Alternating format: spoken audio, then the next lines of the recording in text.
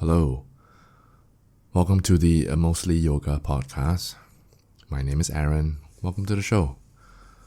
I feel that recently we've been having a lot of new listeners, people from the gym, friends of friends, or whoever that isn't the usual listeners of the potty.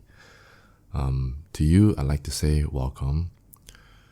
Hope you enjoy what you're listening to, and like and subscribe. And then for those of us you've been here before, welcome back. My guest today, as part of the Gym Bro series that I've been doing recently, is arguably one of the strongest guys at the gym. His name is Fadlullah, aka FAT. We had a good chat, easy stuff, very easy going chat lah. It's one of those like easy to talk to kind of thing. We talked about his experiences in bodybuilding, in which transitioned to powerlifting, and the usual gym bro stuff, like the origin stories, how he got into the gym, blah blah blah. And as things progressed, as our conversation went on, things got a bit deeper, and I really enjoyed this episode. Oop, neighbor's home. I enjoyed this conversation. I enjoy the series, like this Gym Bro series that I've been doing recently, because like I see these guys all the time, almost every day. And it's just nice to hang out with your friends, and then I get the chance to like have them over and chat with them on a deeper level. And it's just us hanging out. It's fun. Like I don't know. I really like it. I don't know why. I feel just very amused by this law. Before we delve into this, before we start, like before I let y'all listen to the thing, a couple of things to say. As always, if you are a long-time listener and you like what you hear, you can go to coffee.com/mostlyyoga to show your support. Excuse me. If you do decide to donate, thank you very much. And if you don't, that's fine also, because you can still listen to this for free. And I'm happy to keep making this because I like to talk to my friends and I like to share. And I'm glad that you're able to be a part of this experience along with me. Also, there are a couple of links in the description. When you click on the description of this podcast, there'll be like links to this brand called iMala, which is my friend's apparel brand. She does activewear for mostly girls, but also there's like a bit of guy stuff which I have. If you're interested, you can use the code mostlyyoga at checkout for 10%. And then also, of course, like HASHIRA Strength, the link is below as well. If you want to check out some of their stuff, go ahead. Maybe at some point in the future, I'll get some promo code as well. Then we can do a little collaboration. What do you think? Let me know. Afat, I'm talking to you. And Adi, I don't know, whoever that's listening. Let's set this up. Let's set something up. Okay, that's it. So, all right. Without further ado, here's my guest, Afat. Enjoy. 3, 2, 1. Let's go. Welcome to my place. Yeah, quite cozy lah. What do you do today? Not so much. I mean, a lot, but not so much. Let me explain. Do you go to the gym in the mornings? I don't see you anymore in the morning. These days after my exams, then I try to come in the morning. And I think after my exams, 1 week after my exams, I got powerlifting competition. So it's more of like I didn't really plan how my workout's gonna be after exam, because before exam you'd be like, shit, I gotta do my assignments, I gotta do this, gotta do that. Then when it comes to whereby I've done with my exams, then I'm like preparing for the comm. So the comm was 2-3 weeks ago? 1 month. It's 1 month ago. Yeah, okay. Yeah. So like then my training is just like in the morning because like the 6 a.m. Yeah, 6 a.m. crew. Yeah, that's why I don't see you. Yeah, but then after that, After the comp, then it's just more like a free and easy because I was injured during the comp. I was injured, and I do a bit of rehab, so I don't really go to the gym, but I do most of it. What happened? Oh, so I have this Old injury, yeah. not old injury, yeah. It's like a come and go, but it's not like a doctor told me that you have this injury, but it's more of I went to physio, I went to massage, sports massage. Then I try to ask them to rectify this area, which is my right leg around the IT band. So The knee, yeah. it's not the knee. Okay, first is the knee. It's my left patella. Then has been rectified after I did wet cupping. What is that? So wet cupping is dry cupping, they build the cups. The one with the circle on your skin. Yeah. So wet cupping is where they suck the blood inside. Isn't that the same as regular cupping? Regular cupping is just air. Yeah. So this wet cupping, the benefits is like They like will for prick my, you first, is it? they will Prick you to get the blood. use this needle lah. So our skin has like layers. Like usually when you injure, right? No, not injured in the gym, like you fall down or what. The bruise, not bruise. Like if there's a cut, it will cut through a lot of layers, multiple layers. That's why you bleed a lot. But for cupping, they use this needle. You just break off that first layer. So the insertion for that hole to be sucked out is just the blood that is supposed to be sucked out. If that makes sense. Yeah. So okay. it's not pain, but uncomfortable. Not really. At first, yes, but because they will do a lot of times like around the circular area of the cup. Yeah, you get used to it. But the benefits of it is it suck out like dirty blood, the toxic and all. But for my case, I mentioned to this sports person who do this wet cupping. I say that I got patella, and he asked me which area.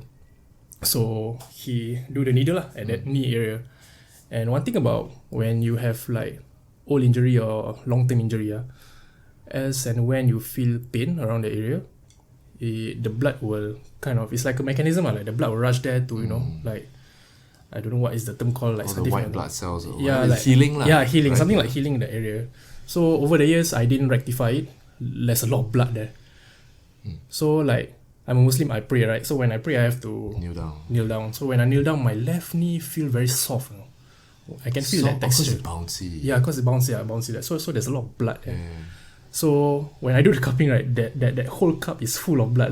Like you can drink. Yeah. Like you can drink from it. Literally, it's a lot. Like usually it's just small, like a bit of pieces blood. But usually, like when you rectify the area that you are injured, usually there's a lot of blood, and that's concerning. Like the doctor or the physio will know like, okay, there's something wrong there. Yeah. So back to the competition injury. So my left patella is okay already, so I can train normally. But there's pain come and go, but it's not not that detrimental. Then when over the 3 years, I got this injury called TFL. Have you ever heard TFL? No.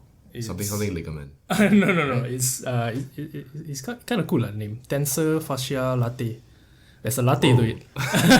Spelled like LATT. LATAE. Okay. What is LATAE. So it's like this thing in between your hips and your IT band. So it's that connecting tissue. It's called tensor fascia latae. So when you do. Okay, sounds familiar. Really? Okay, yeah. Okay. Then? Okay, so I'm not sure where it came from, but I can assume that it came from during NS. So NS a lot of running, right? So like over the years before NS, I didn't do much running. I gained muscle mass, and I don't really, when you run, like the impact is not good for your joints, right? Yeah. So I think back then when I was in NS, then don't know how to run properly lah. I mean, I can run properly because I was a soccer player before this. So my running one is no problem. It's just that the weight is very heavy to my joints. It took a toll to my joints. So you need to march, you need to stomp the feet and everything. All this kind of shit. But I don't know why back then there was a lot of sitting during my NS. Like you have to sit like that, like don't adjust, So because I'm in the police force. So police force, there's a lot of like instead of the marching and standing, right, you have to sit properly. I don't know why they have this, or just my field instructor asked me to do this. But you know, when you're sitting, you kind of bend your whole. Okay, the posture of your sitting is like your knees bend, Yeah. then your hips is bent. So that connecting veins It's a bit stuck lah. is stuck, and it's like it's not that comfortable position for a human, you know, like anatomy lah. So Apparently, like humans are not meant to sit. Yeah, yeah. Like we're supposed to sit on the floor, not Correct. on the chair. yes, correct. Yeah. And if we want to do a certain movement, it can't be in the long run, you know. You have to like adjust and maybe walk around, or like, you know, when you're in office job, then you have to at least stand, you know. Yeah. So there's a lot of factors to blame, but ultimately it's NS. After NS, I got this pain, that pain, everything pain. Like one hour bench also, my elbow pain. Yeah. I don't know, I just NS. NS shit. Yeah. Every guy will agree with that lah. Yeah. Sure, come out got some problem. Yeah, but a lot of complaints is just like waste time. But more of like injury, you know. Yeah. So this thing just build up. Yeah, should have just, you know, declare I'm got asthma or something. Because I got childhood asthma. So if I declare like I still got asthma, I think I maybe PES C or like RD. I guess. Yeah. RD so all these PES people. Yeah. Basket. Yeah, baskets. So because of that, I got this TFL from this physio. I forget what's their company name. So this TFL is when I feel it, right, when I do squat movement, when I set too long, you know, like in uni you have to do a lot of assignments, like really a lot of assignments. So like office kind of like just sitting on the yeah, desk. just sitting on the desk. Over. Yeah, I mean more than half an hour, I really feeling it. Then when I stand up, I feel like an old person. And this is in your leg. My hips. So What's the pain? Sharp pain or it's like a very pinch? pinch and sharp. So it's a nerve thing. Yeah, so like now like you're sitting, right? So after half an hour, I can feel it on, you know, where's the IT band? The side of the quads, yeah. Then the quads and the right. For me now is the right.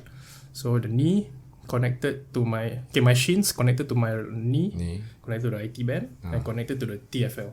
Okay. So all these thing is feeling. So let's say I do deadlift that morning, then I do a lot of sitting even after yeah. Then you will feel the lower back too.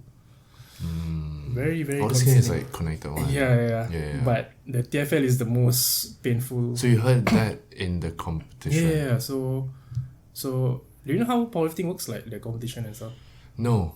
Yeah. I mean, you told me a bit briefly lah. Yeah. So I told you we'll discuss. But I have no, aside from what I hear from people at the gym, I don't know anything about powerlifting. Okay. Aside from the three main things. Yeah. So how it works, I don't know lah. So powerlifting, how do I start this? So it's mainly focus on 3 lifts: squat, bench, and deadlifts, and it's in that order. So to win like a powerlifting competition, like you have to out total everybody. So this total number is the sum of your squat, your bench, and your deadlift. And each of these exercise you are given 3 attempts. So let's say your last attempt for squat is 200, then your bench is 100, and your deadlift is also 200, so it's 500, right? And if your total is more than, like example, the next person who's in your weight class, then you win. Yeah, it's quite straightforward. Or is it not? I'm confused with it. But I mean, so if you so it doesn't matter. It's not so much about who lifts the heaviest, but who lifts the heaviest that you already stated lah. Yes, correct. So if even if like some other guy is the strongest guy, but you manage to do more than him in terms of the numbers, you win. Yep. So let's say so in powerlifting, there's a lot of things you have to consider, like the leverages of an athlete, which lifts they are strong at. So like for example, let's take some of our gym bros lah, like Daniel, RD, and me. Let's say Daniel is good in deadlift, then RD is good in bench press, then I'm good in squats. So my squat example like 400. Let's say my squat is like 200. Then RD whatever lah, some arbitrary number. Some arbitrary number lah. So some of us can look at it whereby like, this guy is strong in this lift, so he might out total us by just doing that lift. And it's the points is points? It's count by the weights, is it? Yeah, the weights. So the discrepancy. Yes, correct. Okay. Yeah, so you can carry the heaviest squat, but your bench and deadlift is the lightest. You might not win also. Okay. Yeah, so just that. That's powerlifting. Yeah, and just weight class. There's different weight class. Age groups. Doesn't matter. So I think there's sub juniors, there's juniors, there's opens, and there's masters. Okay. Yeah. So do you yeah. Yeah, so there's the body lah. Yeah, and the complicating part is now they have like GL points. So this GL point is you ratioed everybody. Sorry? Good luck points. Good luck points. I hope that exists. But GL points means that, like, example, I'm 93 kg. I entered 93 kg, and you entered at 74 kg. But my total is 700, and your total is also 700. So you are carrying the same weight as So you're carrying the same weight as me, but at a lighter weight. So technically, overall, you're the one who's winning. So what does the GL stand for? To be honest, whatever. I don't know. It's just a term. It's a term, yeah. I think there's a term for it, but I'm not sure. Okay. Yeah, but yeah. So the competition on the weekend, in my weight class I won, but overall I didn't, because there are other strong guys who is under my weight class who almost. So there's an overall winner also. Yeah. So they are the competition in Singapore, I think, it based on overall winners, not just different weight class. I mean, there's prize for them, but medal wise, money wise, I think it was given to the overall. Yeah. Okay. Yeah. Oh, congratulations. Hey, thanks. Still in the weight class, you know. Yeah, but I don't feel like a winner because I don't know, like. But this is not your first competition, right? No, this is You've competed like my what? second. Second only. Second only. Wow. I thought you were like a. It looks like it, but no. It looks like it, but no. Like a veteran in the scene. No. No. But I just started powerlifting for, I think, not even 2 years. I think 1 year, 10 months. Yeah. But bodybuilding I do 6 years. So I think I got the foundation and strength from there. Yeah. Then I moved to powerlifting. Then Interesting.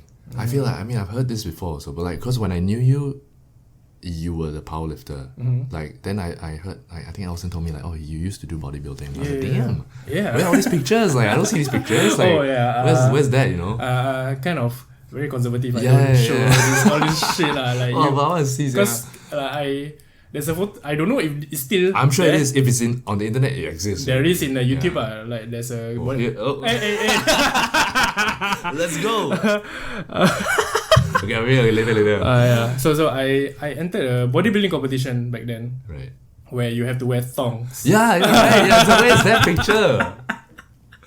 Because I know like bodybuilding is like okay, you gotta pose, you gotta have your own like dance routine, you gotta how you flex and all this kind of thing. Very depressing. At least why?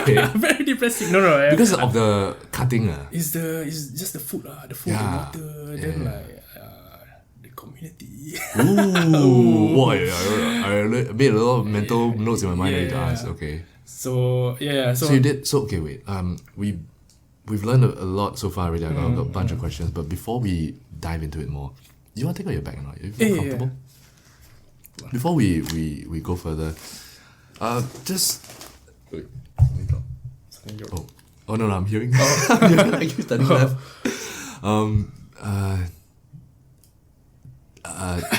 What do I want to say? Oh yeah. Before we move on, right? Just like I forgot to introduce you. Oh. So you want to do a bit of an introduction? Oh. Who are you? My name is. A lot of people don't know my name, no? Yeah, I don't know your name. I know your nickname lah. Even like my friends in the gym don't even know like my real name until like, I think 2 years later they're like, hey, this is your name. And they're like, huh? Okay. Yeah. So my name is Muhammad Fadlullah. Yeah. So the reason why I ask AKA Afat. So the reason why I ask people to call Afat, there's a story behind it lah. Oh, is it? It's because my name is quite a long name, so it's more of like a. It's not that long, what? It's not that long, but there's a different pronunciation towards different ethnicity when they call my name. Okay. So there's Fadlullah is the normal one. Yeah. Fadlullah is another one. I've never heard that. Who calls you that? No, because the spelling of my name is Fadlullah. So there's the L. There's a Lu. Yeah, Lullah. Yeah. Okay. So it's either Fadlullah. Fadlullah is the normal one. And Fadlullah, Fadlullah, Damn. Then there's an Arab kind of accent, Fadlullah. Oh, got That's more got yeah. like the god name. The roll of the tongue. Then Fadlullah. Some Chinese uncle. Some Chinese uncle. Yeah, I think. Okay lah. Yeah. Then how did FAT come about? So that time I work part time. Not part time lah, like Some job lah. yeah, some job lah. Or like I encountered this, I don't remember lah, but I know I encountered this auntie. So this auntie, auntie always like when they call boy. Right. So I told the auntie my name is Fadlullah. Then you can call me Fat. But Fat sounds very, like very degrading, like Fat, Okay. Yeah. But I can't really find what can be Better, like better, how you right? make that, yeah. So suddenly this auntie like want to ask for help lah. So like Fat. Then like okay lah, sounds better lah, lah. But it's quite a simple thing lah. So then from there, whenever I introduce myself, I'll be like, hey, hi, my name is Fadlullah, but you can call me Fat. So I straight away like So out. So now that's my name. Okay, cool. Yeah. So my name is Muhammad Fadlullah, but you can call me Fat. Hey. Yeah. I'm a normal guy lah. Hey, aren't we all? We're just normal guys. I'm a normal guy lah. We're just two normal guys sitting here normal chatting. guys with normal problems, and Okay. Back to the bodybuilding thing. Or rather, we go even further back. Like, how did you start your fitness journey? Fitness journey, like step into the gym kind of thing. Like, I guess like anybody, there is a bit of an origin story of why you even started going to the gym. Whether it was someone influenced you, whether you were like heartbroken, whether you were just tired of being bullied or some shit like that. Like, was there an origin story for you, or was like your family just super healthy all the time? Oh no. Because apparently, like, I saw your sister this morning. I was like, damn. Like, there were times when I see her, she's doing like shoulders, and it's like, oh, she's jacked. She's getting jacked. Yeah, might catch up to it's me the genetics, dude. Yeah, but like, is it a family thing? Is your father super fit? No. My father does even exercise, but he talk big lah. So whenever like when in the family we talk about gymming and stuff, right? Then he's suddenly like, oh, last time I do this, that kind of father, Yeah, my mom also is not. No, both we are not gifted. Yeah, we're not gifted with genes, but how it started is a lot of discrimination in terms of like a person who is fat. So last time I was fat, so way back in primary school lah. So in primary school, tough club, remember tough club? Yeah. When the everybody get to go. they'll be like announcing like, okay, all the tough club, please report to the side. And like I don't know about you, but back then, you got like a crush or something. Then when you stand up, it's like, hey, paiseh or what? Then these things all build up, Then people call names towards you. Somehow my name is Fat. Then they call me FAT-dullah kind of thing. Then I was in lower primary school. Same. Oh, really? Yeah. Okay. Mrs. Chin is your principal. Oh, I don't remember. Our principal look like some nyonya like that. Mrs. Chin. I don't remember anymore. I because my secondary school is Pasir Crest, and I don't remember. That's like 30 years ago. Wait, how old are you now? 36. 36. I don't think 10 years ago lah. 10 years difference. Yeah. Oh, okay. Yeah, I don't think it's the same lah. What's mine? Sorry. I think it's So anyway, So then I went to Siglap Secondary School. Yeah. So Siglap, one thing about Siglap, right? Out of a lot of things, every 9 a.m. there's this garbage truck. Wait, there's a context again lah. Okay. So this garbage truck always pass by beside our class. So it always smell 9 a.m. So every day we got tough club training in the morning. So we sweat like some pig like that. Then when we in the class still sweating, like from 7 a.m. till 9 a.m. we are still sweating. And whenever the garbage truck pass by, right, then these kids, my classmates will say, wow, this must be the tough club smell. That kind of thing. Yeah, so kids are horrible. They are horrible, bro. But all this, like, you keep it. Keep it, yeah. Keep it. It's fuel, You can't do, It's fuel, Yeah, you can't do anything. But then, like, you want to do something, to prove. Oh, you're young. You don't know what to do. Yeah, you don't know what to do. Like, what are you gonna do? You don't even know what's life, You're still trying to find yourself in the world. Like, you don't even know what's going on. Yeah. Yeah. So to get this kind of like treatment, it's very it's a good and a bad thing lah. The bad thing is like it's very sad. The good thing is it fuels you. It changes who you are. It's up to you to decide what you want to do. Yeah, correct. It changes you. It motivates you to be better. You know, like when you're older, like I'm gonna prove you wrong, kind of thing. Yep. So like because of all this, I start playing soccer. So soccer is just Cardio cardio sports. Then I lost weight. Then when I enter ITE, I wanna do football also, like professionally, like join a club all. But I didn't join a club. I joined the school team first. But the school team requires a club, like outside club, to be able to be selected for the school team, which doesn't make sense. It's very politic. There's a lot of politics. Okay. Yeah. So you have to be a club outside to be in a school team inside. Shouldn't it be the other way around? I don't know. That's how. Whatever it is. Then from there, I kind of feel like a loss because like I thought fitness is something that I want to do in terms of football. Like doing drills, doing like rounds. Then suddenly, my sister was working at the gym back then. This gym? No. It's I think you should know the gym. Like Celebrity Fitness.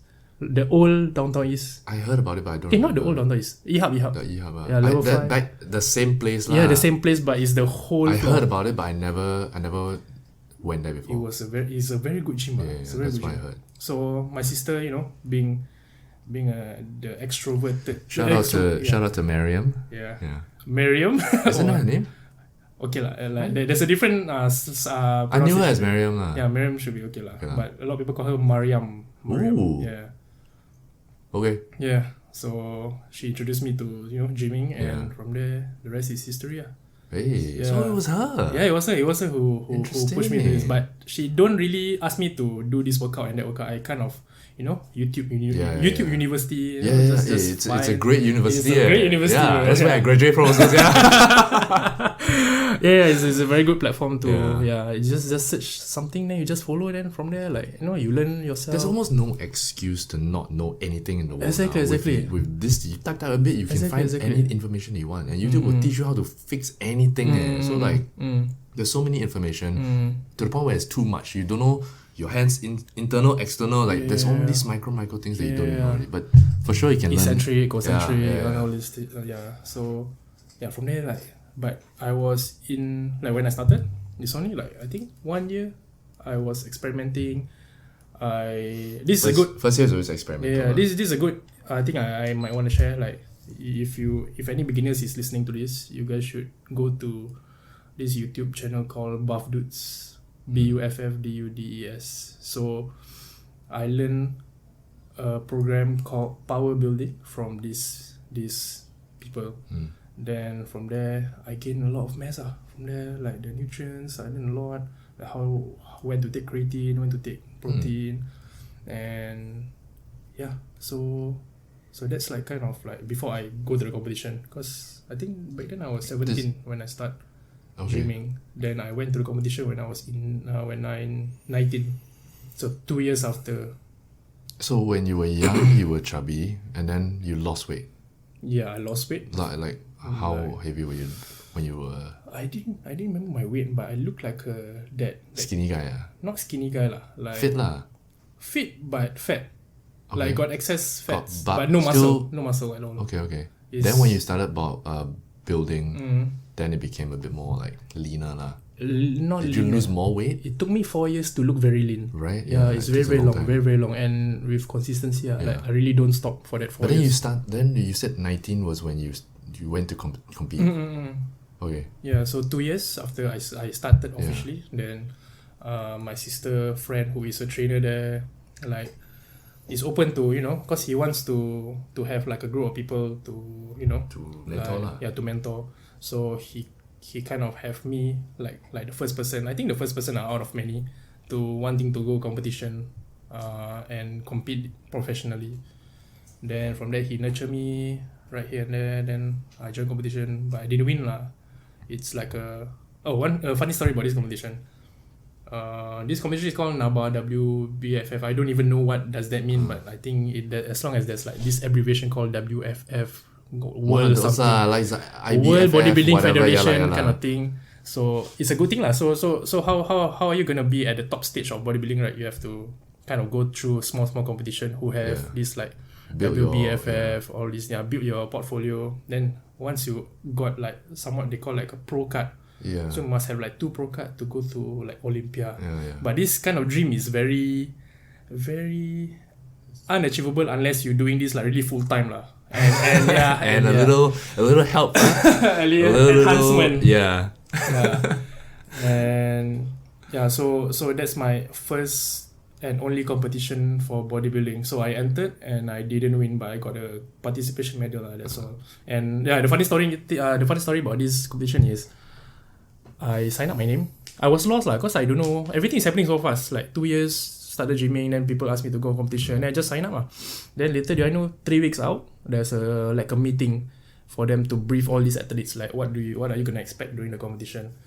It's at this community center at Lavender. So suddenly I saw like they give us a list. So I saw like flags. Where got flags? We are all Singaporean, right?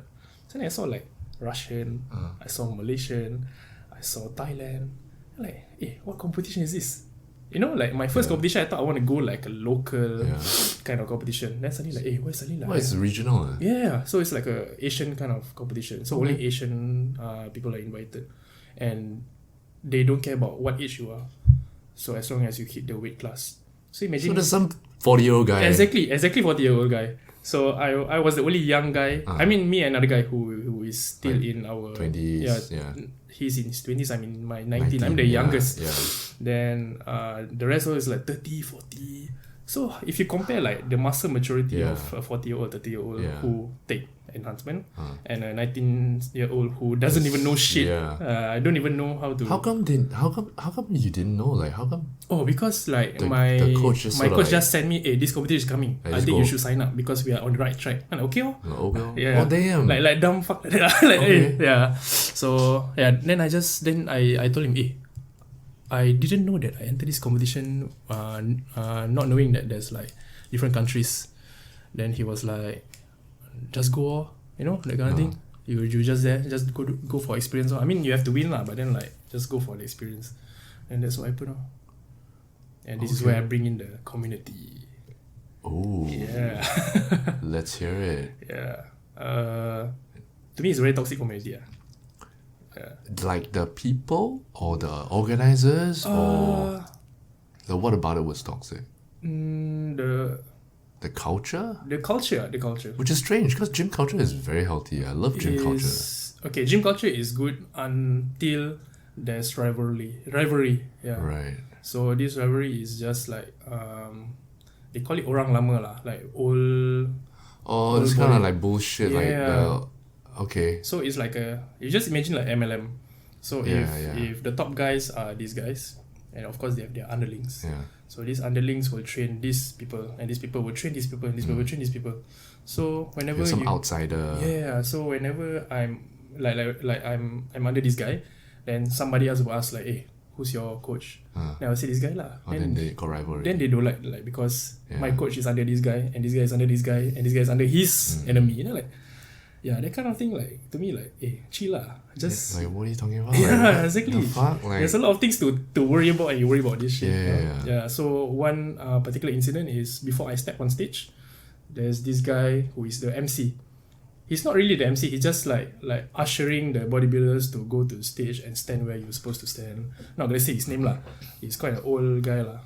So suddenly when I was nervous, I have no water. I have no water for 2 days now. Because the water cut is shit, bro. That's why I say it's depressing. So before I step 2 days no water is.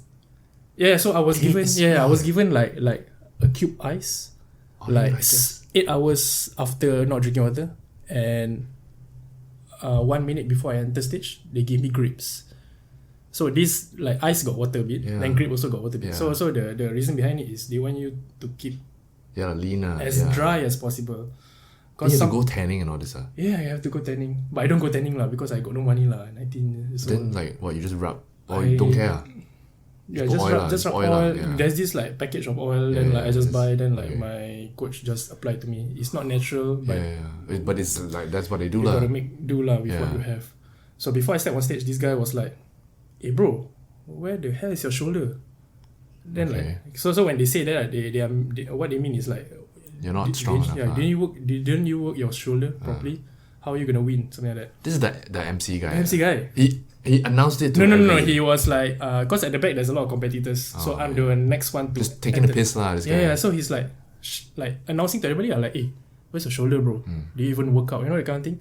They're like, okay, like you got legs lah, but your body like shit. Then like, hey, before I step on stage, no. So I was like, wow, what the hell is this? And you're 19, you're like you're bright eye, you're coming into this like, I want to try this. Exactly. There's some old fucking guy trying to pick on a 19-year-old kid, thinking he's big shit. Exactly. Wow. Yeah, maybe he achieves a lot of things, but then I don't care lah. I mean, don't choose to say all this like very unnecessary, you know? Bad behavior. Yeah, exactly. So yeah, then I just do my own thing. So who's he? Say his name. No, okay, continue. I mean, those guys in the gym can ask me lah, but then I don't think they care also lah. If anybody wants to know, you're gonna ask you personally. Yeah, so I do my thing, and then just I think there's only top 3 prizes, but a lot of people say I'm in the 4th one, but I don't care lah. I didn't win or anything. But after that, it's just, you know, like I stray away from bodybuilding a bit, but I still do bodybuilding, but it's more of like a do it for the strength. Yeah, for the strength and everything lah, because I feel it's not so stressful. What's the difference between bodybuilding and just going to the gym? Because aren't we all sort of building our bodies? Yeah, of course, but bodybuilding is more of like you work towards aesthetics, a goal, you know, like you know, actually it's the same thing lah. Actually, it's just how you term it. Like going to gym can just go into the gym and do it in a treadmill. Yeah. But bodybuilding is like you go into the gym, you do bodybuilding stuff. To work on shoulders, to work on traps. Yes, shoulders, your traps, your calves, and everything. Okay. Yeah, but if you wanna, you know, like to tell people that I'm a bodybuilder, then this guy must be a person who competed, probably. But if someone asks what are you doing, I'm doing bodybuilding stuff. So he probably do bodybuilding stuff. If you just go to the gym, I think maybe he just go there to, you know, like do stretching like some people do in the morning, you know? Yeah. So yeah, that's how first and last bodybuilding. I mean, my coach asked me to enter back because I kind of duck. I like see how lah, maybe next year. See how next year. I always compare. But in your mind you were like, fuck this. Yeah, I was like, no This is because of that guy lah. It's not because of that guy. It's everything like everything lah. There's more than this lah, like which I can't really remember at the back of my mind, but I remember it was not a good experience. Yeah. Like the diet itself is expensive, bro. It's very expensive. Then like you meet people who force you to take all these, you know, roids and stuff. So like they are so invested in like bodybuilding that they don't. I think they know what there's more to life, like, you know. But but like, for me, it's like there's more to life than this. You know? You have to destroy your body to. Yeah, I was about to say that. Like you think that bodybuilders or like to compete as a bodybuilder, you'll be in your peak performance. But like these people are like the body fucked up already because you're not eating right, you're not drinking water, you're working to the point where you can't even like bend down or stretch, you know, like look at all the old school, your Ronnie Coleman's, all those people that are like on crutches and shit like that already. Right? And some of them die, you know, because they never drink water. Overdose of like roided up. What's that guy? The Rich Pena, also like RIP, you know, like Z's, all people, all these fucking young gods, they die already. Yeah, they don't really, cause I think like Ronnie Coleman, he has a doctor to you know, like tell him what to take and what not to take. But like these like young people who you know took it, they don't really. They just took it for the sake of taking it. And some guys say, "Hey, you must take this." Just take. Yeah. Because you're young, you don't even know. Exactly. You don't care what. And your attitude at that age is just like fuck it, like you're invincible, ma. Exactly. Just try it. Yeah. So die young now. So yeah. So after that, then just like then for the next 4 years, I'll just do for fun, and gain the muscle myself, and I feel happy. I just feel happy just doing it, and that's where powerlifting happens after 6 years. But it happens after NS because I just find it happens during NS. I don't do powerlifting professionally, but I kind of delve deep into powerlifting programs because during NS I do a lot of running, so I have not much time to, you know, like do 4 sets of 12, 4 sets of 15. So you do 5x5. So I do like 5x5. I do like a 1 rep max kind of thing. So I think I just adjust according to my schedule because sometimes. Put the phone on the table. Then it won't vibrate so much.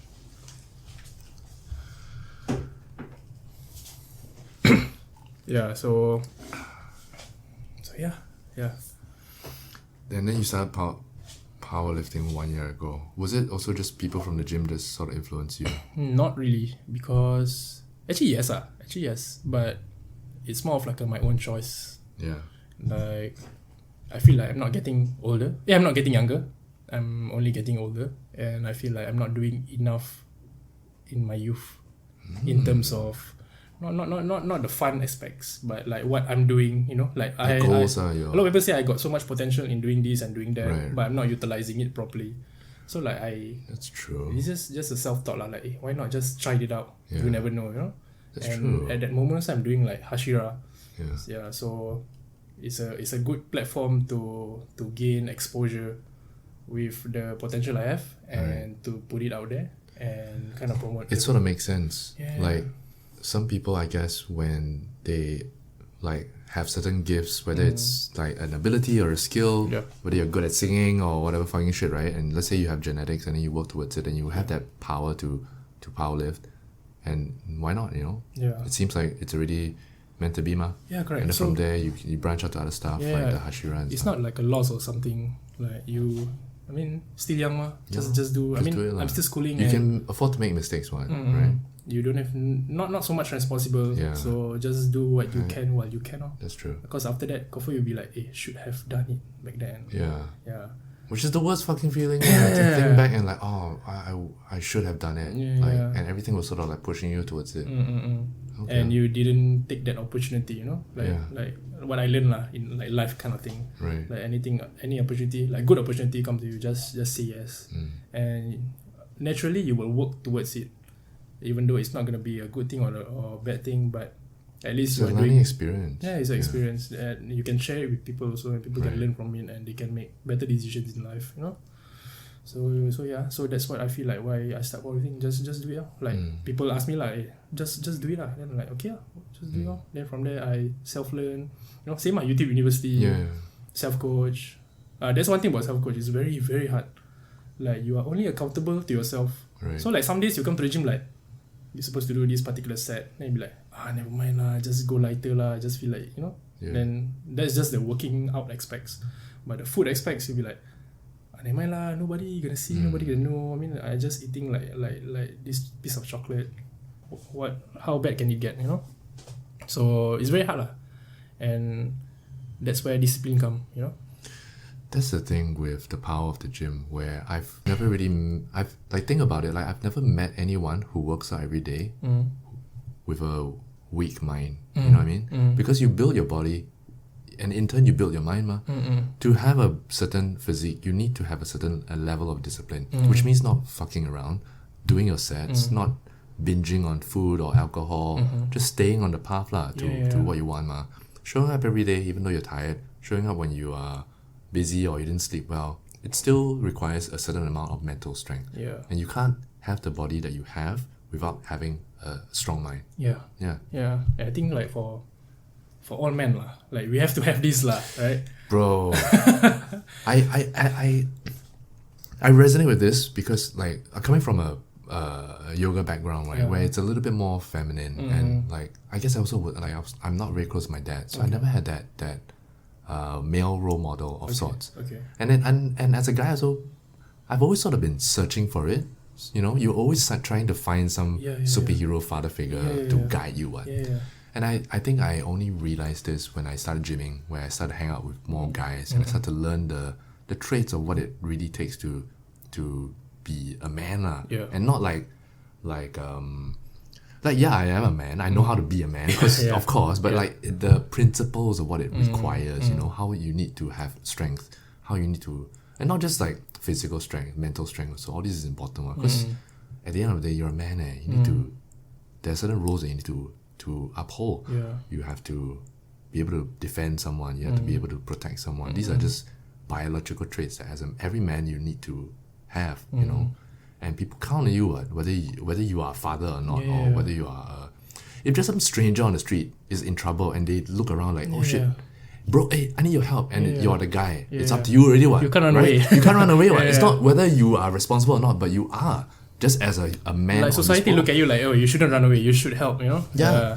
And like I think the gym sort of taught me that also. And by working out and just hanging out with the guys, you know, like you see Elson, you see all these people. These are you know, they they have certain traits that they uphold, and you get influenced by it. Even like you, bro, like seeing how you deadlift, that kind of thing. It's a spectacle, eh. You know, I'm just chilling on my machine. I see you like smooth it, pop, pop, pop, and that's something to look forward to. It's inspiring, or it's just like it's nice to have that kind of community, like you support each other, that kind of thing. That's why I love the gym community. Like. That's good. Yeah. Like you see, like how like Elson go through life with his life experience, and I feel like every time he come to the gym, right, he looks like a happy-go-lucky person. Yeah. But you never know what he's been through. You know what life like obstacles he has been, dealt with. But like life goes on. You know, like sometimes when things hit you, like as a man, you have to really like just suck it up, you know, just do all. Because nobody cares about you. Yeah, nobody cares about you. Nobody cares about you. You can't complain in like social media, like, I don't want to do this. Yeah, I don't feel good today. Nobody gives a fuck about you, Nobody gives a shit, man. You like that's the thing about society now. So like when a girl breaks up, she's like, oh boohoo, I need some support, and girls will help each other in that sense, because that community, girls will sort of have cliques. Yeah. Guys have, but also they don't have. Yeah. Like if I'm sad, I don't text my guy friend. Exactly. Hey bro, I don't feel good today, Then like, oh, they're there, like let's go and have drinks or whatever. No guy will do that. The guy will like, fuck you, like hey, get your shit together. Yeah, what's wrong with you, man? Stop being a pussy. Let's go. Exactly. Like nobody cares about you. Nobody cares. So you need to build that resilience. You need to be strong. You need to work out as a man, okay? Anybody listening to this, right? You fucking stuck somewhere in your life. Work out, number one. Be strong mentally. Get your emotions in check. Don't be rash. Don't be emotionally like weak. And the best way to conquer all these things is just go to the gym. Yeah, I think that's the best outlet for you to find yourself, find your own values and your own strengths. Sometimes I mean, you just sit like, I don't know if you observe like if I'm like sitting there, I'm not listening to music. I'm just like self-talk, like stoning like what's next? Like I have this problem, I have that problem, but then like I already have to solve it, right? I can't sit on it. I can't complain to people because things aren't gonna move by me sitting there. Like for example, like I'm doing this deadlift, as simple as this kind of example. Like I don't want to do this set. I'm freaking tired. I don't want to carry. My back is in pain. I have this injury. I have that injury. I'm not eating enough, etc. But I have to do it. What? Yeah, you gotta do it. That's the perfect example. Like the only person that will help you is you, lor. As spoken from our words, from Daniel in that episode that he did. Nobody's gonna help you but you, lor. And I think like also like say for me, when I started to work out was also when I had my heart broken. Like it's a normal part of life, right? You learn from it. But I feel like you have to go through it. You have to go through it as a man, so you need to go through it. That shit, you get your heart broken, and it's because like. And it's not anybody's fault but yours, right? As a man, you need to think that like she left you because you weren't enough, or you weren't that person that she wanted to be with. And at first, and I say one way you look at it is like, oh no, like boohoo, I'm weak or whatever. And then once you get over that, you realize like, okay, I don't want to be weak anymore. I don't want to be like this fucking loser lah. Yeah. So then then what do? I need to be stronger. How do I be stronger? I just go to the gym. So easy. But it's also so hard, what? Because the life is very simple one. Just stick to the plan. Just do naturally. You know what is good for you. Yeah? Correct. You know that eating healthy is good for you. You know that exercise is good for you. You know what to do. What? Everybody knows what to do. It's just that you know. But hey, I'd rather wake up at 12. I'd rather go drinking at night. I'd rather use my phone for 12 hours. You know what to do, but you still do the opposite thing. Then you complain about I'm so fat. I'm a loser. I got no money. Then that's on you. Yeah, that's on you already. So you need to take a responsibility already. Yeah, and the best way to get out of a rut is to just wake up and move on. Yeah, just move lah. Because life goes on lah. Life goes on because nobody fucking cares about you. Nobody's gonna wait for you. Yeah. And somehow in Singapore, everything's moving so fast, So like, exactly. Gotta keep up. Yeah, man. Yeah. Well, we diverted. What were we talking about? I went on a rant. Oh, tell me more about HASHIRA since we're on the topic. Oh. I heard. I know a bit from the guy from Adi, but let's hear your. Yeah. So the reason. Okay, HASHIRA is.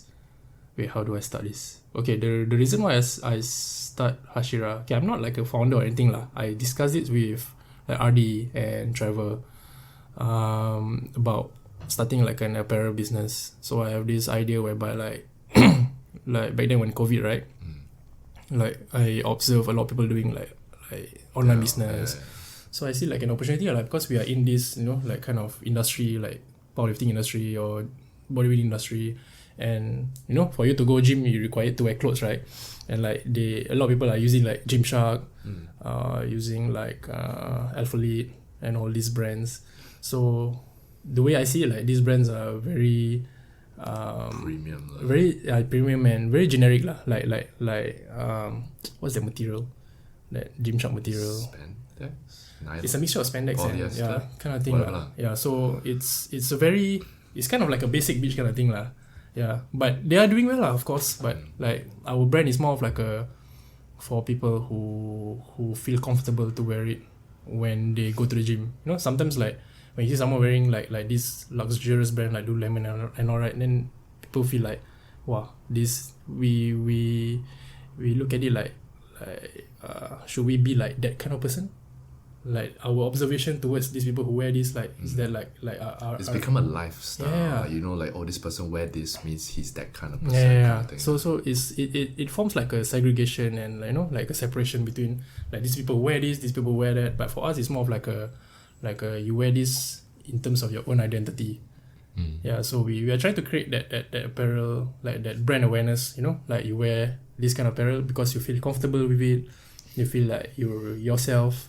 And at first, me, RD, we like animes, we like pop culture, we like graphic kind of thing.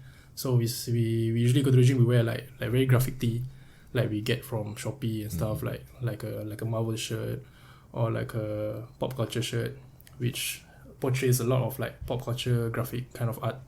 So we feel comfortable lah, like anime, like you know, like Naruto, you put paint at the back. And like Pain say this phrase in some of his scenes, and like it feels very, you know, like, oh, we can resonate with this, then we feel comfortable working out. So that's the feeling that we are trying to achieve when someone don our apparel. So that's where also Trevor like come in and realize like, oh, he also feel comfortable wearing like graphic tee. So he's more of like a band kind of like arts, you know, like those band, you know, the album, the band tees. So we came together and start this brand called HASHIRA. So HASHIRA, as a lot of people know, it's like from Demon Slayer, but the direction that I'm going with is the meaning of HASHIRA. So the meaning of HASHIRA is pillars. So when you think of pillars, you think like they are strong, they are rigid, and pillars are usually when you put everything together, it can support a system, support everything. So that's what we're trying to go about with the brand. Like with a lot of pillars around us, we bring everyone together.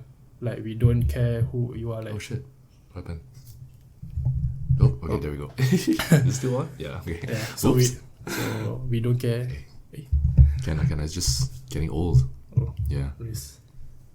Yeah, so we don't care where you're from. Like you just started gymming, or you're from Tough Club, or you're from like a bad side of, you know, society. But when you come to the gym, you're accepted. You don't look as if like, oh, this guy is a bodybuilder, or this guy is a powerlifter, or this guy who just started. We welcome everybody who you know, like hold that shirt, their own identity. So that's how HASHIRA starts. So from there we start to create our own apparel. We're trying to design some stuff that can resonate with the masses. So back then, on TikTok, there's a lot of like anime kind of videos. It's a strange like merge of like anime and gym culture. Yeah. So we try to merge to that also and see if we can get like the same traffic for those kind of people who got on TikTok, and we produce it on apparels to see how. So that's why we produce that elements. Yeah, this it's relevant. Yeah, right? it's like, relevant. So thankfully a lot of people can resonate with it lah. So we feel good about it. So in the future, it's like more of like we follow how the trend is, how the culture is, then we kind of merge gymming and that culture with the trend and see how people, you know.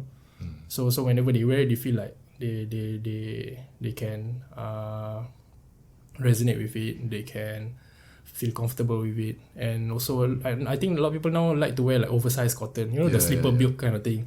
So we also like trying to go towards that and see how it goes. It's like a something not say for fun, but like we try something out, you know, like that kind of perception, like you just try out.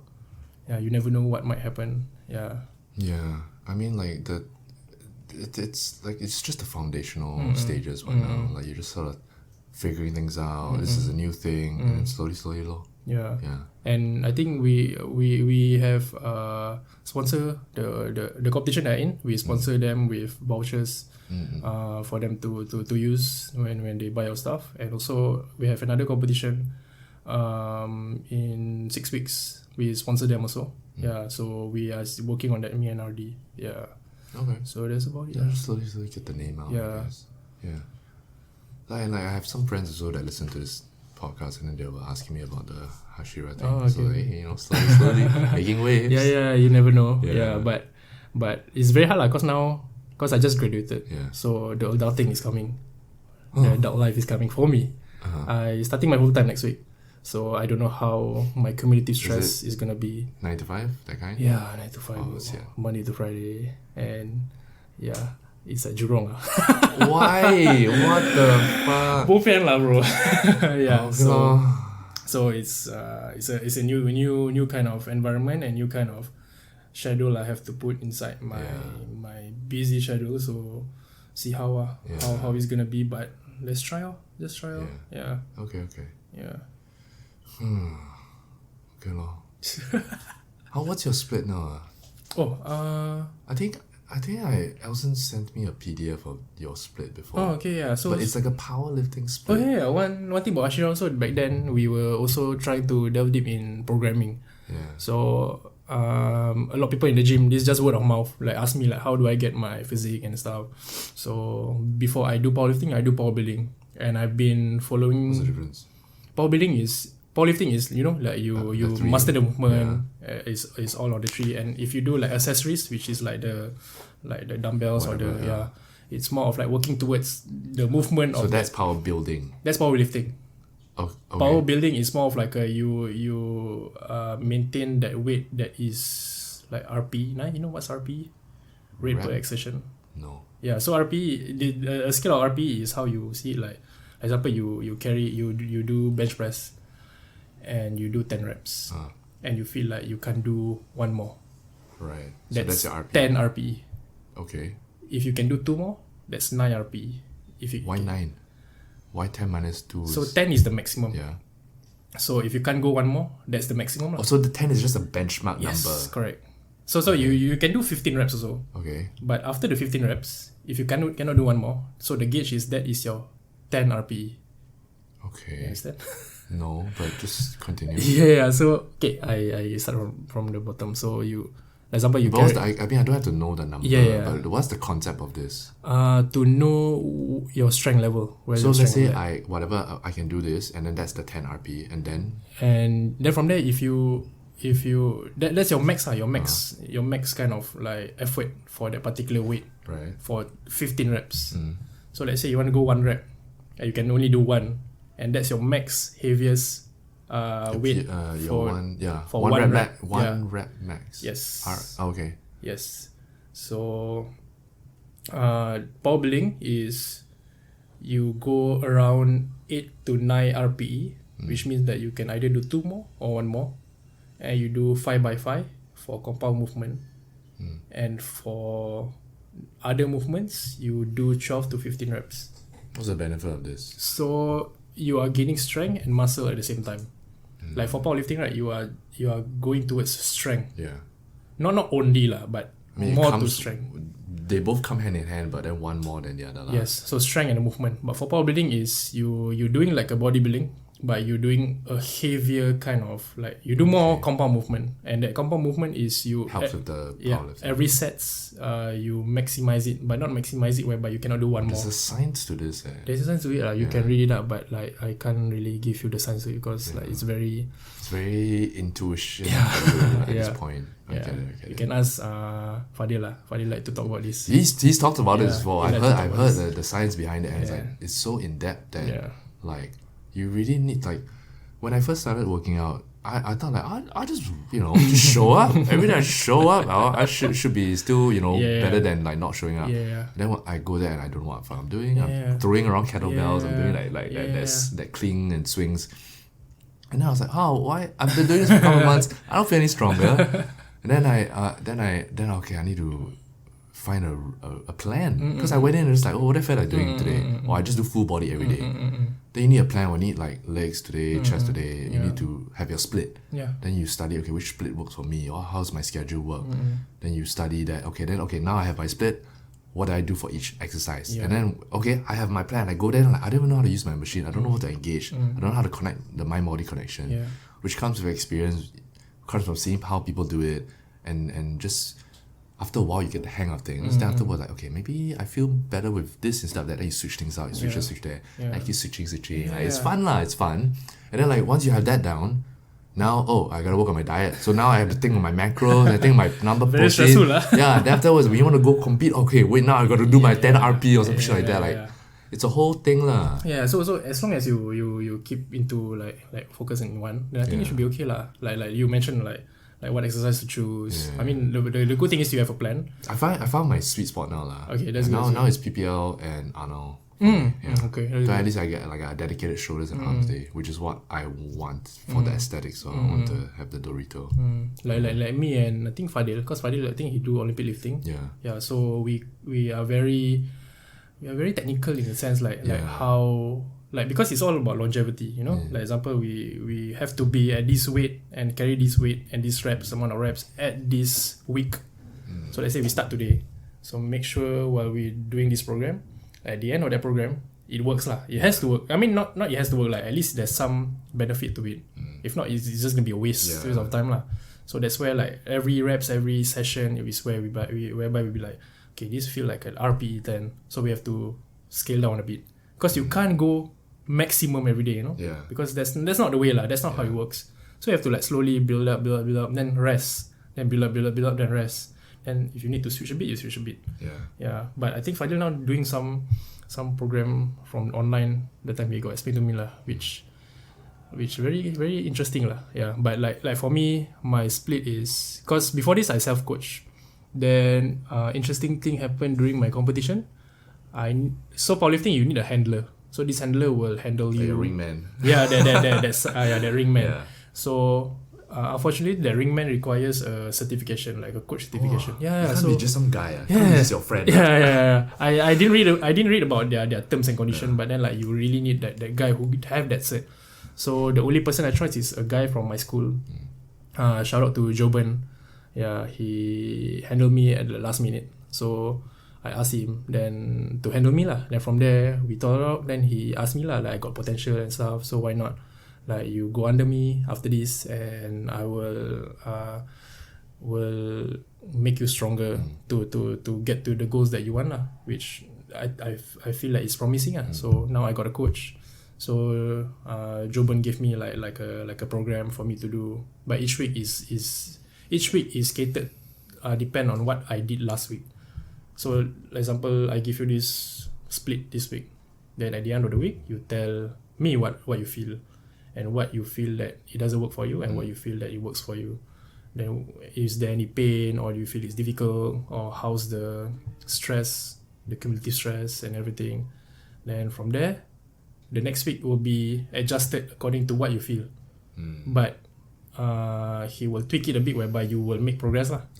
So that's how it works lah. So I've been with him for 4 weeks. So my split is the normal powerlifting split. So the split is like Monday I do the important stuff lah. The Monday I will do squat and bench. Then Tuesday I will do bench and deadlifts.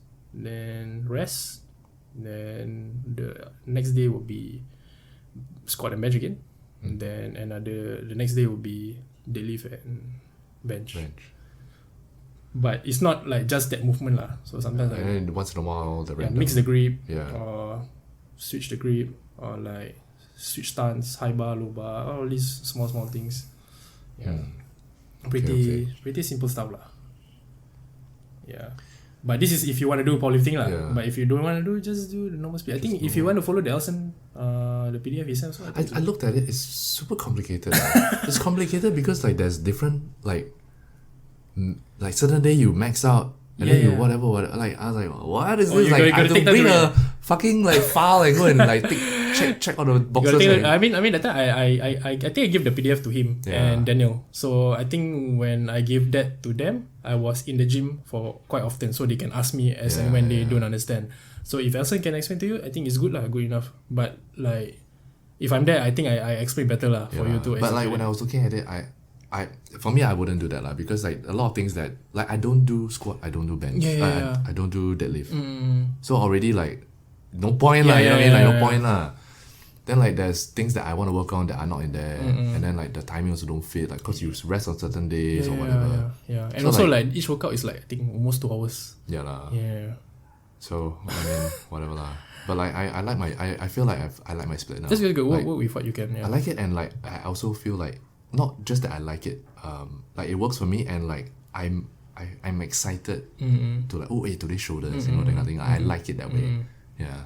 Because previously there are days where like, today legs, you know, that kind of thing. And I used to love embrace the suck. I used to love because when I first started, I was PPL 6 days. Then I quite like legs. I quite like back.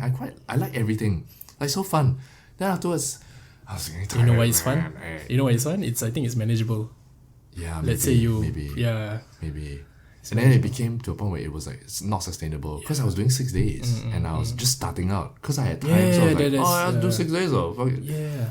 And then afterwards I got tired and I was like, sian, you know. And this is before I even knew any of the guys there. So I was just like by myself, you know, like trying not to be paiseh. Anyway, when did you start coming in the morning? Because I'm the usual morning guy. Yeah. And like not saying recently, but recently I started to stop going to E-Hub. I go to Chai Chi because there's more powerlifting equipment there. Then suddenly I come back to E-Hub in the morning. Then you were like a new guy there. Then like, hey, okay, new edition. Okay. When E-Hub first opened, like they first opened, I signed up because you have to go to Elias to sign up to go to, you know. Okay. So I was like, okay, this is like maybe 5 years ago, 6 years, 10 years ago lah, whatever lah. Then I signed up.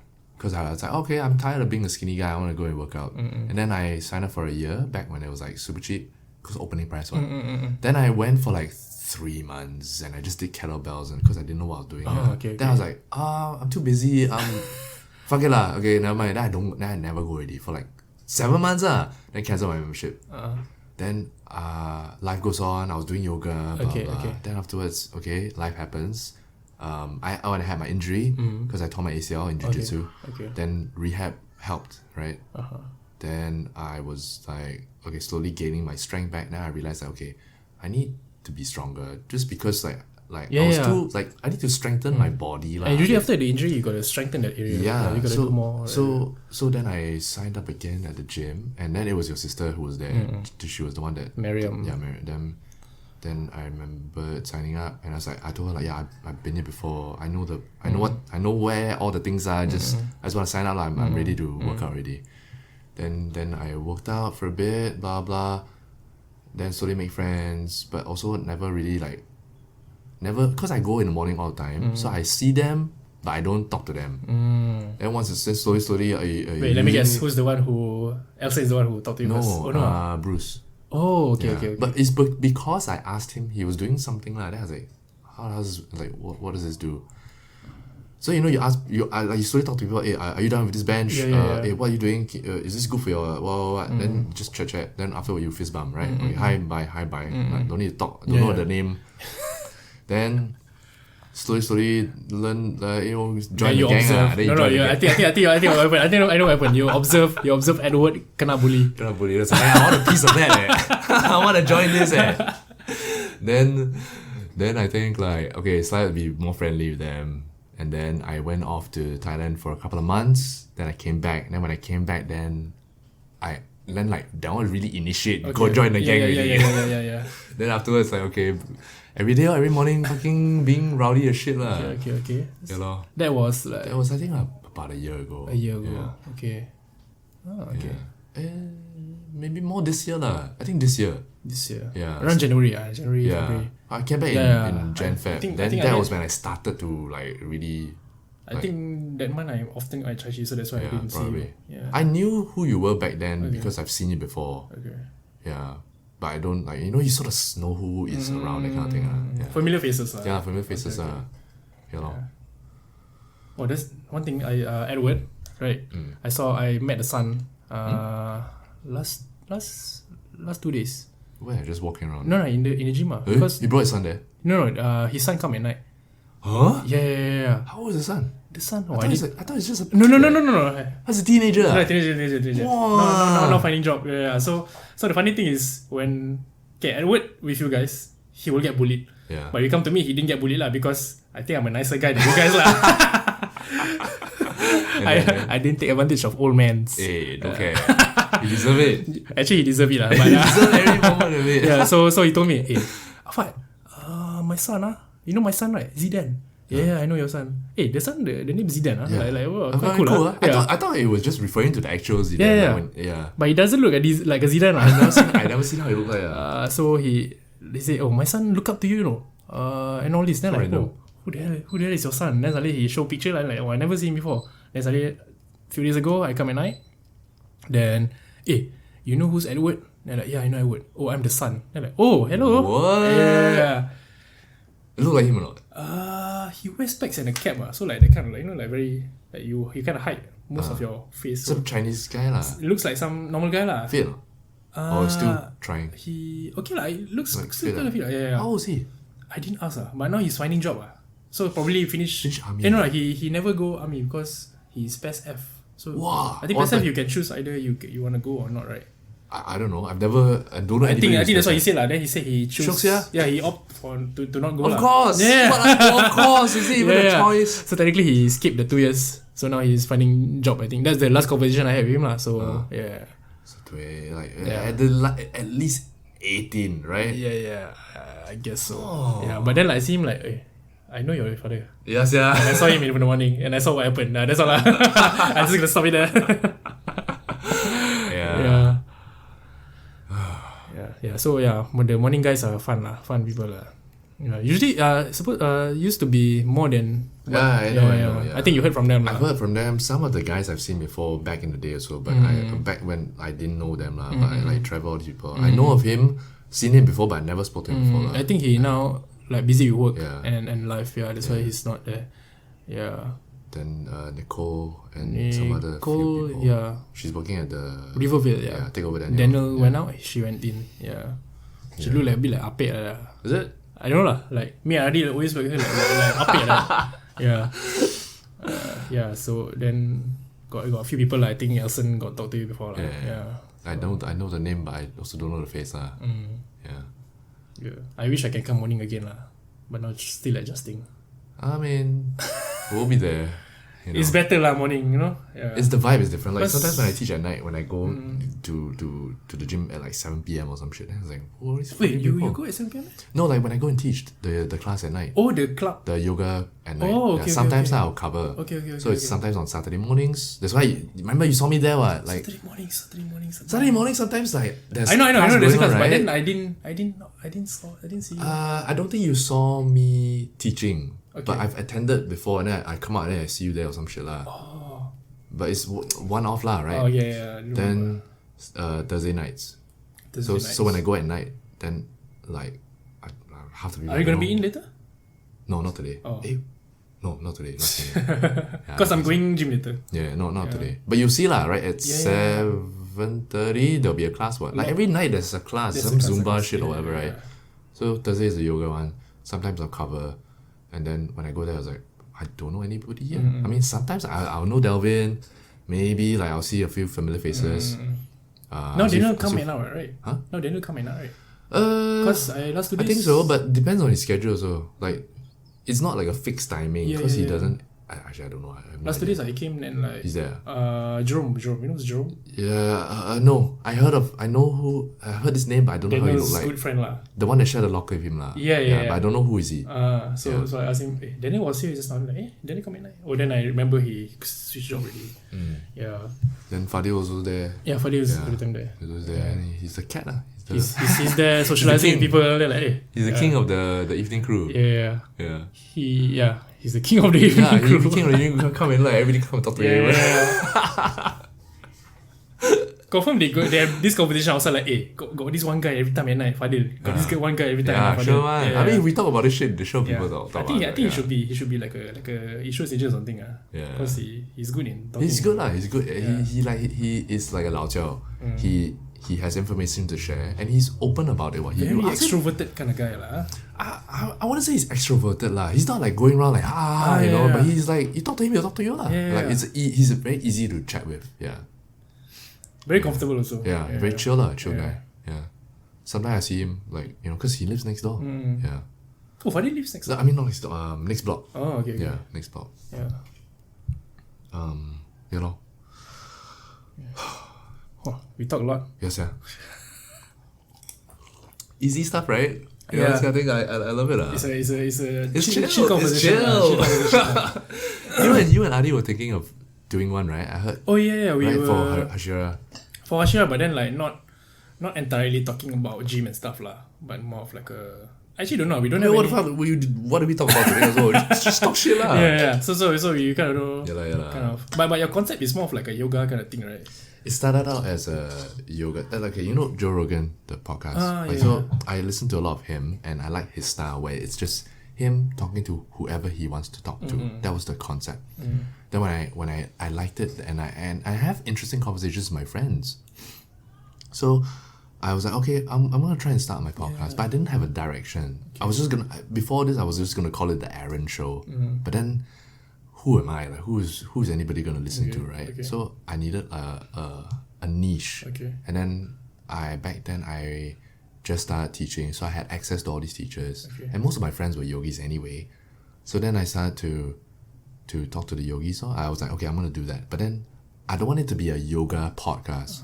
So hence the name lah. Mostly about yoga. Okay. So like maybe 70% yoga, half of it. Okay. So at least I get to talk to whatever other things, right?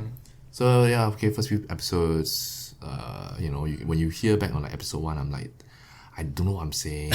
I'm like reading, I type out my script, I read, right? Hi guys, welcome to the show, blah, blah, blah, blah. It's not natural lah. Then I need to cough, I need to, I say something wrong, I like, okay, stop, re-record again. Okay. Then keep on editing lah. Yeah, then I keep on editing, then like, I keep hearing back, like, oh, this sounds terrible, blah, blah. Then the first episode, I never set the thing properly, then like, can hear a lot of the noise. Then afterwards, like, after a while, I just like, fuck it, I'm just gonna talk.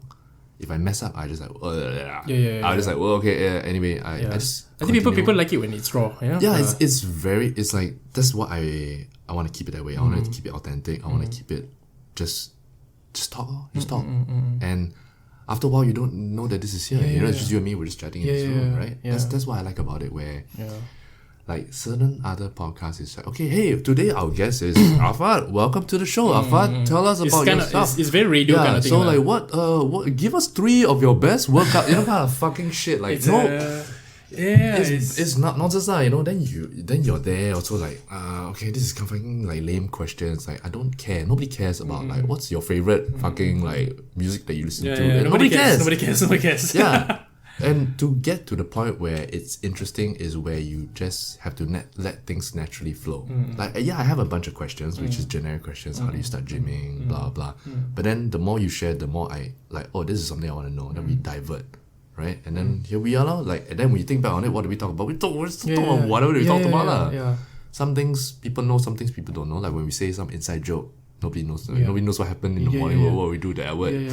But then we also know lah. That's all that matters. Yeah, so it's fun lah. It's fun. It's also true. It's similar like you. I don't listen to music. I mean, in the gym I listen to music lah. But then like outside I will listen to podcasts. So I listen to like mostly Malay podcasts. Yeah. So there's like the yellow, the yellow green. Yeah, the traffic light. Okay, go right. Okay, let's go. Yeah. So I've seen the band. So like all these podcasts I learn, okay, for them, right? I mean they are very good lah, because they are from radio background. So the way they talk, the way they move from one topic to another is a very smooth transition. So it's interesting to hear. And some more like the Malay language, right? In Singapore, a lot of Malays, our Malay language like a bit shit lah.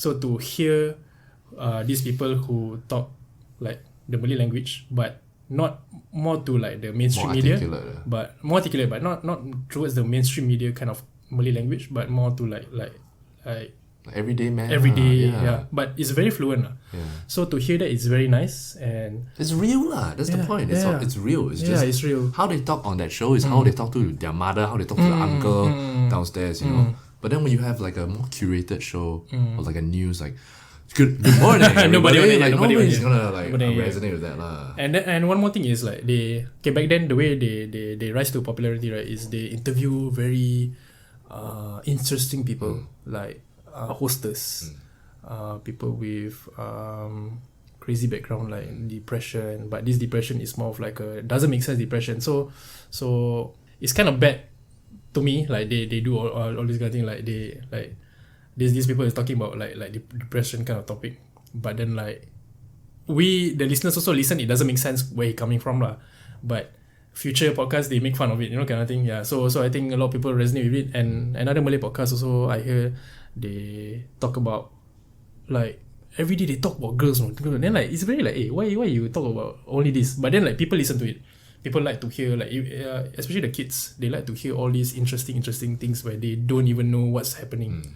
You know? Yeah. So like when me and like when I'm thinking like before like I want to start this podcast already, like what is our concept? You know? Yeah. What are we going to talk about? We're not gonna talk about like all these things like girls or what, right? Which is very stupid lah, right? Yeah. And also like if we want to interview people also, how are we gonna?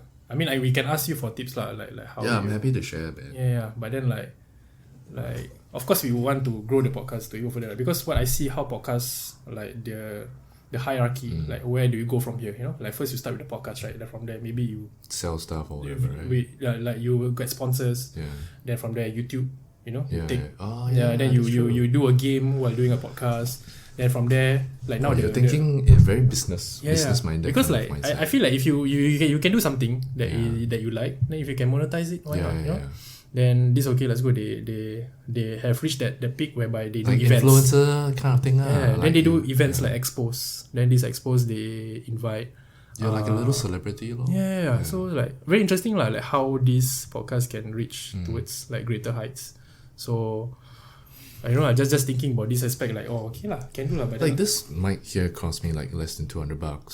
Just learn the software which you can learn from the University of the YouTube, and then and then like all this, and then you don't need this. You just slowly I added things on what, right? So okay, maybe I'll buy one. Okay, then I think my guest needs one. I'll buy another one. Then if like you got 4 people, then you buy 4 mics. So slowly add things on. But I think this is a very good because like what I learn also like the audio, you know, people just hear your voice and the surrounding and everything, so they only experience and they can only imagine. So let's say like they hear like from a shitty kind of audio, it's not nice to listen to. Yeah, it's not nice to listen to. Their experience is different way, different. Like what I listen to the podcast when you talk with Ardi, you talk with Daniel, all right, and it's very smooth, very soothing. Like there's no, you know, this is all I have, lor. Yeah. But this mic, because there's 2 types of mics. One is the dynamic, one is the another word like the dynamic one is more like, you know, singers, they whatever you say will pick up. Okay. But then this one is you'll pick up everything.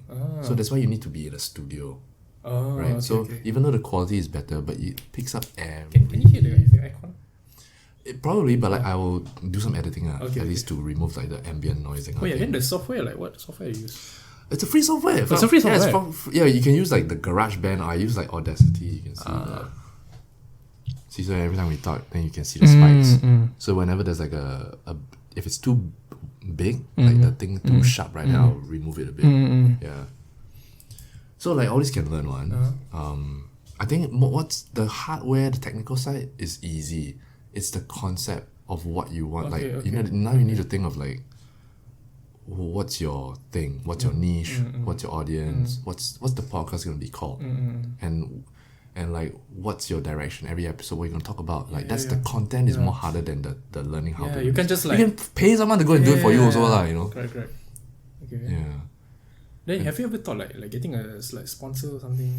I don't know how it works like actually. I mean, when I started this, it was just for fun. I just wanted to talk to people, and it's also like in a way an excuse to get to know someone. Like like, hey, Afat, you wanna come and chat with me for 2 hours? Like, what? Yeah. But hey, you wanna come and do a podcast with me? Sure, you know, like it's become It's a different kind of approach. yeah, it's a different approach. And the power of this is that like we didn't look at our phones for 2 hours. Yeah. We didn't know it. I'm fully The setting present makes you with you. Yeah. Yeah, wanna communicate. And when's the last time you sat down and talked to someone for 2 hours? You know? Almost never. Yeah. Even you go coffee shop, so you're drinking coffee. You're not. Then really halfway you just talking. play with your phone. Halfway you play your phone. Somebody talk. Somebody make some noise over there. Like some guy walk by. So like this is such a nice way to just hang out with your friends. And what I feel is like coffee shop, right? Like halfway you feel like you don't know what you're gonna talk about, and suddenly like you just never go home. But here like you kind of want pressure. It's like you must talk. No pressure. Like just like okay lah, just talk more, like just share more. It feels good. It feels comfortable. Just okay. The setting makes you want to talk. You know. Yeah. That's why like I like okay all these now. Then when you start to go into the more like nuances, right? The setting. Like imagine you do this in a park. You know, some people they interview people in a park lah. Then they put the mic here. Yeah. Like I feel like it's very distracting. Then the audio quality won't be that good. You are like. People are walking around the car, papa, you know. So I prefer like in a space. I think that kind of setting is more like if you take videos lah, then you post instead of. Yeah, then eventually if you want to have a video thing, you can do that. So, but it's a whole nother thing I don't want to. Yeah, it's a very I heard it's very troublesome. You need to edit the video. Yeah. But I mean, if we reach a certain point, then sure lah, you know. But for me, it was just a fun thing to do. It was a hobby. I don't earn money from this, right?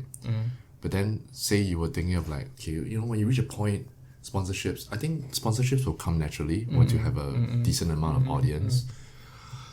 But the more important thing is just what makes a good podcast is just you be authentic, or you be yourself, and you the concept, the concept, and not only like some podcasts have very good guests, but then only the episode with that guest is super high. Yeah. Then that's all like epic. So you were just banking on your guests. So at first I was like, okay, I want to have my like these popular influencers or whatever. But I realized that the people that are like super famous have nothing to talk about. You know, like they got nothing to talk about. But then like, hey, my good friend from the gym has so much more stories to hear, right? But nobody knows who he is, right? But I still want to talk to him. So that's why it became like I only want to talk to whoever I want to talk to. Some people have asked like, can I be on your show, blah blah. And first of all, if I don't know you, I don't want to talk to you, unless like there's something I want to learn from you. Right. So like see you and me as well. We don't really know each other, but there's still things I want to know from you. Then okay, I want to talk to you. Then but I get to curate who I want to do it with, you know. So it's also like I don't want to waste my time. I don't waste my time talking to somebody I don't want to talk to. It's so simple, right? You know. And it's not that hard to set it up. I can definitely guide you along the way lah. Okay. Right, but I think the concept of that is y'all got to think about it yourself. And plus, if the two of y'all are doing like a co-host kind of thing, then that's perfect already. You just bounce things off each other. Yeah. But for me, I don't. If I don't have a guest, I don't know what to talk about. Okay. It's kind of like an almost free kind of when you want to study lah, right? You can do anything, just like you. Just the equipment lah, right? I lend you lah, fuck. I lend you. I'm not using it every day, what? You want to borrow? You just borrow first, Yeah. Well, of course not anytime soon lah, because gotta adjust with my full-time. I mean, like this is not a priority. Yeah, but then like what I feel is like life is not just 8 to 5, you know. Yeah. There's more to it, you know. There like is. You can, just you work, go home, look forward to Friday, look forward for Saturdays, then go back to the normal routine. There's always something like you should do more. Then like you know. Work is just like just to earn money so that you can use the money to do the things you want to do, right? So if you are lucky enough to be earning money while doing something you're passionate about, great. Yeah. But if you are doing a 9 to 5 and then after work you sian and then you are worried about money, but then you forgot about the goal. Like I earn money is to go and travel, is to go and do this, do that. Then but then you're stuck in that loop, and it's unfortunate because also in Singapore you're trapped in a way. And some people are content with that, you know? But that's the matrix mindset, right? They're stuck in the matrix. They are running the loop. They're just rats in a maze, lah. I got a friend who is very proud of this, you know. And I feel triggered a bit. You know, like if I just because before this I was like, what's the song? Oh, the construction. Oh, yeah. So I was I was finding job and I think then he's really in his full time. He say like, if I just do 8 to 5 lah. Then every Friday night can go lepak here, lepak there. Then he every week he talk about this, no. Then like, boring or what? I don't want my life to be like that, yeah. But he speaks so highly of it, no. Then like, okay lah, good for you lah. I'm happy that you're happy with what you're doing now. But okay, maybe don't push that ideation towards me. I mean, like if some people really genuinely feel secure and feel safe, that I have a good job, I earn money, and I don't really have anything I particularly want to do or strive for aside from just buying a house, buying a car, and just enjoying my life, go holiday once in a while, buy some nice food. And if that's if that's all you need, then be happy, sure. Yeah. That's fine, that's completely fine.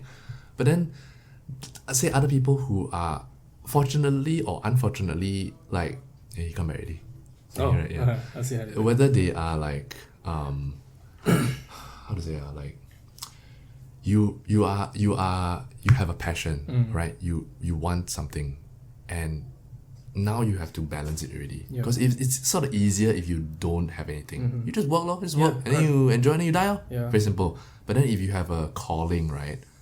Now it becomes a bit more complicated. Now you have to work towards that, in a sense. There's a path that you need to follow, and every time when you stray from the path, whether you're working overtime, whether you're too busy, whether you say like, I'll work on this project on the weekends, but then I can't because my boss called me over.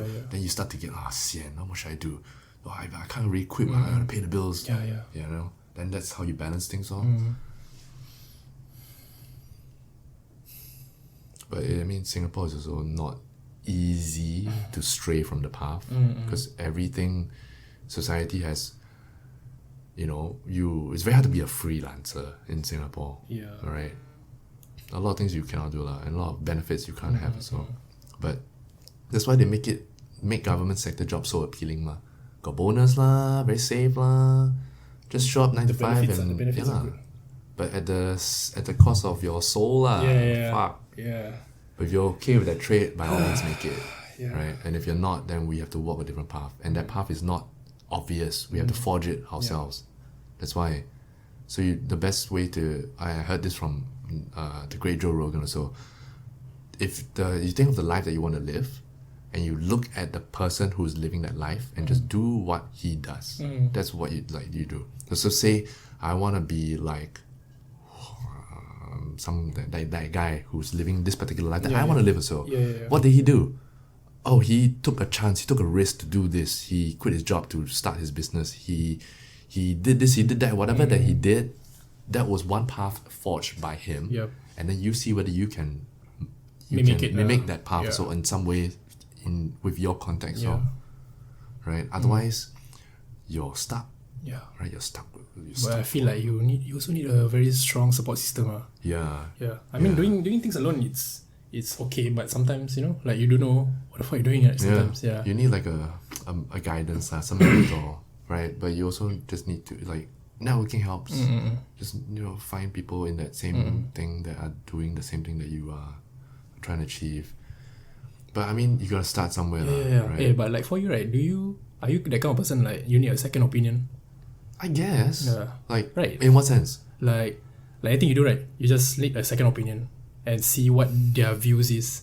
Then from I would ask like people who can give me some sound advice, right? Because if I listen to myself sometimes, I don't even know what I'm making right. Right? If I say like, I want to quit my job tomorrow, and I don't ask anybody, I just do it. That's foolish lah. Maybe I ask my mom, I ask my good friend. But you so like say if the people that are closest to you, when you ask these things, they will think in a way where they are like trying to look out for you. So if you ask your mom, hey, should I quit my job? Like your mom's gonna be like, maybe no lah, right? Maybe you be a bit more. You can try, but don't you work 10 years first, save enough money, then you go and start your own business. So they come from that place of like care for you. That's why ultimately, right, you hear what you hear, but you still have to take the leap of faith. You still must jump into the unknown. Exactly. Because in the space of comfort, you know what's going to happen. You know exactly what's going to happen if you stay where you are. You know your 10 years, 5-year plan. You know like, okay, your house is coming, blah, blah. You know exactly what's going to happen. But then if you jump off the cliff, you don't know what's going to happen. Correct. You could be broke. You could, like, that's it. Like, you're fucked. but you also could be. Yeah. So you want to roll the dice, Yeah. right? Hey, then you weigh it, is life worth risking, you know? But my advice is from my experience and from what I see in life, if you want to make mistakes, make it young, lor. Yeah. You want to make some bad investment, you're not gonna be so broke. Your parents can still help you when you are 50 years old, you have kids and all this kind of thing, and you want to roll that dice when you're at that age, then it's much more riskier, you know. So because you have a family, you got family you take care of. Yeah, you can't just YOLO quit your job and go travel the world, you know. You want to do that, you do that now, lor. But it comes at a price, Yeah. So you just see what price you're willing to pay. Everybody has to pay that price. Title of the podcast. Yeah, man. Price to pay. Hey, Oh, interesting. From gym to life, you know. But it's a metaphor, what? Yeah. Gym is a metaphor for life, Yes, and I really yes. feel that way. Yes, Like yes. everything, like I feel like gym has helped me so much. Like Yes, so mental much. strength and physical strength. And then like you start to see yourself develop into the person that you are, that you want to be. And Yeah. every guy, when they think of who their best version is, it's not some fat guy, it's not some skinny guy in their mind. It's always some jacked Superman kind of figure. Like he's got his shit together, he's rich, got girls or whatever that your fantasy is, right? It's always this strong guy. And fundamentally, like, that's who you always want to be, right? That hero version of you. And the simplest way to start that is to just take care of yourself, right? Yeah. It's very simple. And then from there, things start to fall into place, Yeah. right? You have the... It's like it will just come. It'll just come. You just show up every day, do the thing. Fucking Arnold Schwarzenegger became the governor just by picking up the heavy thing and putting down the heavy thing. Yeah. And he just did it every day, and then he became the governor. What the fuck? Yeah. Like I didn't even know that, you know, like I'm gonna be first in my weight class. Like 5 years ago, for example. Then suddenly like, it happened because I did this, you know? Yeah. Or like, okay, I entered IT and I didn't know that, you know, I'm gonna be in uni. Then suddenly like, I graduated already, you know? So like, sometimes you don't know, but you just like take the leap of it. Like everything that I do so far is like taking the leap of it, and now I'm here like, and looking back like, okay. So then you think about it, right? All the times that you took a chance, it worked out. And all the times that you took a chance and it didn't work out, you were fine. Yeah. So... Fine, and it gives you more opportunity, you know? Yeah, to be so honest, every mistake is still a learning opportunity. Yeah. So then you know this pattern already, what? Every time I take a chance, if it works out, I feel good because I achieved it. And if it doesn't, it's still a learning opportunity. And it's okay. So why wouldn't you be taking chances all the time? just- Because life is short and blah, blah, blah. We've talked about this already. So then, but why? What keeps us here? It's the comfort, what? Yeah, it's the comfort. And You what just want to people be tell us, comfortable. You don't want to, you know, like stress about more things that you shouldn't be stressed about. But that's life also, what? Like, you got to go through all this. It's the same thing as like breakup and all. You got to go through it. Like people bully you, It's a discrimination. rite of passage. It's what you do with the pain, right? You can choose to, boohoo, you know, life sucks. Everybody's trying to get me. Nobody want to help me. Or you can Nobody just, cares. But nobody fucking cares about you. Nobody cares about you. Unless you are some good-looking...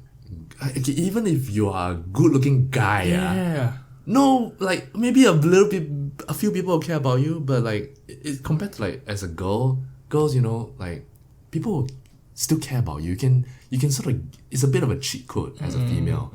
But as a guy, if you are some loser guy, you're not nobody cares. particularly attractive, you have no money, nobody gives a fuck about you. Like they have a perception like, okay, like men has to, you know, like support and like put the food on the table. You can't complain, no? Like really cannot complain. You have to be a rock, right? Yeah, you just have to be the HASHIRA, the pillar of strength. You just have to Nice tank segue, it. nice segue. Yeah, you just have to tank everything. Everything. But to be able to tank it, you must be strong. And how to be strong? Go to the gym. Yeah. Oh, That's the everything that we starting talk point. about keeps going back to the same thing, Yeah. right? Yeah. So that's your formula, lor. That's your formula to a successful life. This is the information already, right? That has been proven. And then people hear like, but I tired. Yeah. And then how? I just how? gave you the key to life already. Then how? What do we do? Stop complaining, you know? Yeah. Just do it. Carry the boats. Yeah. Who's gonna carry the boats? Yeah, man. The logs. I love that video, man. Yeah, man. Yeah. I fucking... They're just one short sentences. Like David Goggins just shouting. You can really relate a lot of things, no? That when I first heard who this David Goggins was also on the Joe Rogan podcast, and I happened to be to be running, Okay. And then I hear his story, like, and I think this was back when he was just first starting out, before he write all his books, all this kind of thing. And then I hear his story, and then I hear, like, you know, the rage in the guys when he talk, and how he's overcome all these adversities. I was like, damn, and I'm running, I'm like, wow, fucking getting emotional. I was like, running, oh, fuck this, you know. Because you can relate, you know, even though you're not like as bad as how he has been through, but like you can relate towards some of the things that you've been through. Everybody can relate to pain, everybody can relate to trauma, right? Think of it may not be like, oh, he didn't get in, he was fat or whatever. It's just anything like heartbreak, your parents, your work, your life, anything, money, everything. Anything that like it's just sucks, you know, who can't relate to it? But it's not about what happens to you, it's what you do about it that matters. Everybody has their own problems. Everybody goes through heartbreak. Everybody goes through some slump in their life. What makes you any different? The people that succeeded dealt with it. They handled it, right? Yeah. And because they pulled themselves out of it, they were able to then succeed. So you are in that same position, right? You wanted to be strong. God gives you a challenge for you to overcome. So you keep asking, you want to be strong, Then, okay, here's some heartbreak, here's some adversity. That's something that people don't realize, no? Like they keep on getting all this, right? But then they just complain, no? But then actually God, you pray to be strong, but God give you the formula to, you know, like you have to go through this to be strong. But then you're not taking it. You're just like It gives so many opportunities to be a better version of you. And then you're just like, you don't want. Then after that, you go home and cry. No, I'm not strong enough. The fuck? So it's just a matter of perspective also, right? You need to see the world in a different way. And it's just like, but you need to overcome certain things. Like you see, like you talk to certain people, you sort of know what they go through. Like what we're talking about, like you say you talk to this person, that person, you sort of know this person, the way he talks, the way he sounds, you've been through some shit. And because you overcome it, that's why you have the confidence and a sense, a presence, right? Somebody walk into the room, like, oh shit, this guy, like imagine David Collins walk into the room, you'd be like, oh, he come ready, you know, like, and he never say anything, but you just know, you can feel it. You can feel this guy has survived, right? And there's something admirable. You respect that, because you want that, you want that power. So, but everybody has the opportunity to have that power. You just have to go through. You have to carry the boats, carry the boats, do the hard thing, do the hard thing. Embrace the suck. Embrace the suck. Exactly. It's almost 5, Oh, is it? Yeah. You need to go soon? Yeah. Okay. We'll wrap it up. Well, it's been great chatting with you, man. Very good, man. Yeah. Very good. Yeah. What's your Instagram? What's your website? What's your shit? Oh, yeah. I mean, I won't follow back. I don't know. If I know you, I follow back. For my personal account is Afat Idafi. I think you get more traction in my lifting account, which is I hate to say this name lah. Ergo Fadu. Yeah, you can. What is it? Does it mean something? I think ergo means therefore, something like that. I don't know. I don't know how ergo. Yeah, like ergo. Like, you know that kind of, you put it in the sentence. Okay. Yeah, but I don't know. I just like just put it all. And yeah, so Ergo Fadu is my lifting account. You can see my journey, my domain expansion inside that. And yeah, HASHIRA Strength is the apparel shop that you can check it out. Yeah, it's a startup business where me and RD is trying to build. So hopefully we can get more tractions and see how it goes. Yeah. Cool. Yeah. Hey, nice. Thanks for having me. Yeah, man. Good conversation. Yeah. Who's gonna carry the boats? Okay, we're done. Alright. Okay, so we've come to the end of it, of course. Thanks for making it through. I went to search for his bodybuilding competition video on YouTube, and surprisingly, it was very easy to find. Like, you just type in his name and like it's there already, like the first one. Like, I type in his name, and then like before I even type in like bodybuilding, is already the next suggested thing already. So very easy to find, and you know, you can see like a 19-year-old Afat still looking hella jacked, still looking good, you know, at that age. Yeah, maybe not the best physique, not the best performance of his life, you know, you're comparing it to whoever, right? But like back then, if like his first competition, or anybody at that age at like 19 years old, you don't even know what's going on. The fact that he can still have a body at that age that half of the people in the world can't even achieve at like now, it's still something to be commendable about. So no shame, and all the respect to you. But yeah, still funny to see if you all want to go and see his butt cheeks wearing his thong. Go and see that. Go and find it. And then what else? Also, adding on to what we talked about, like while I was like editing this podcast, and I was just reflecting, as I always do.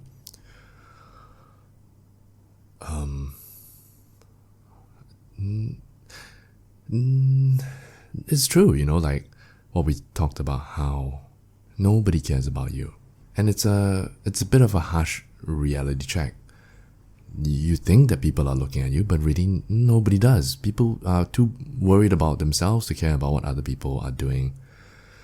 And the only person that is genuinely invested in your outcome has to be you. The world is not going to help you. Your parents, your best friend, no one is going to help you but you. And if you reach a point, okay, like let me preach a little bit, right? To whoever that's listening, whatever state that you're in, whatever position in life that you're in, whether you're down in the dirt, whether you hit rock bottom, or whatever, maybe you just hit like a little bit of a difficult stage in your life. Just know that you have the ability to pull yourself out of it. You just need to do what needs to be done. Just, you wake up, you're tired, I don't feel like going to work, I don't feel like going to the gym, I'm damn sian, my heart's broken, blah blah blah, cry me a river. Do what needs to be done. Especially if you're a man, this is part and parcel. This is the responsibility that you have to do. People are depending on you. People count on you. Do what needs to be done. Push your emotions aside. Handle your shit. Do what is required of you. And that's all I want to say. If you like what you hear, share it with your friends, repost it on IG, tag me, tag the Mostly Yoga thing, I'll repost it, blah blah, the usual social media stuff. And then again, if you want to show your support, you can go to the coffee page and do a little donation. Much appreciated. A little pocket money for myself. All the links can be found in the description below, all the promo codes and all that kind of thing, all there. If you have any questions, you want to reach out to Afat, you want to reach out to me, you can just DM him, DM me or whatever. And I'll see you guys at the gym, morning crew as always. Come say hi to whoever that's listening. Okay, have a good day, have a good rest of the week. Okay, bye-bye.